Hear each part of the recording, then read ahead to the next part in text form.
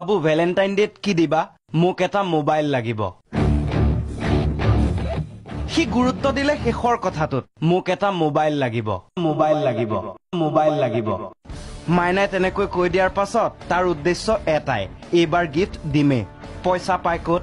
admit card আনিম বুলি 1100 টকা ললে লিপষ্টিক চেণ্ডেল মোবাইল কিনি থলে দেউতাকেতো বজাব অপহৰণৰ এখন নাটক ৰচি ললে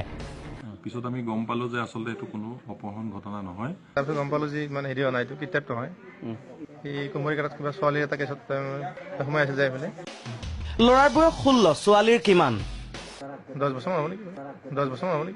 এইগৰাকী শিক্ষয়িত্ৰীয়ে মোবাইল চাৰ্জ দিয়ে ছাত্ৰীগৰাকীৰ ঘৰত শিক্ষয়িত্ৰীৰ মোবাইলৰ পৰাই প্ৰেমিকলৈ ফোন আৰক্ষীয়ে কল ট্ৰেক কৰোতে ওলাই গ'ল ঘটনাৰ আঁৰত কোন সি ছোৱালীজনীৰ ঘৰতে আছিল দুয়োৰে বয়স মিলাই মুঠতে 26 কাৰুকাৰ্য 26 বছৰীয়া ডেকাৰ নিচিনা টেষ্টৰ ফলাফল বেয়া হৈছিল ফাইনেল কি হ'ব সিটো জানে প্ৰেমে সকলো সেইটো কিন্তু মানে প্ৰেমিকাও ৰৈ আছে এইবাৰ গিফ্ট আনে নে নানে এডমিটৰ পইচাৰে গাৰ্লফ্ৰেণ্ডলৈ উপহাৰ আৰক্ষী এতিয়া বুজাইছে দেউতাকেতো পিটিব এতিয়া বাবা ভয় খাইছা নিজে ভাবা দুখ টকাৰ পৰীক্ষাটোত গুৰুত্ব নাই প্ৰেম কৰি হাহাকাৰ প্ৰেমে বয়সৰ বাধা নামানে সেই বুলি একেবাৰে 10-16 বছৰতে হ'ব কোনে কৈছে কনসেপ্ট কাৰ ইম্পৰ্টেন্ট কি জানা মা দেউতা কেৰিয়াৰ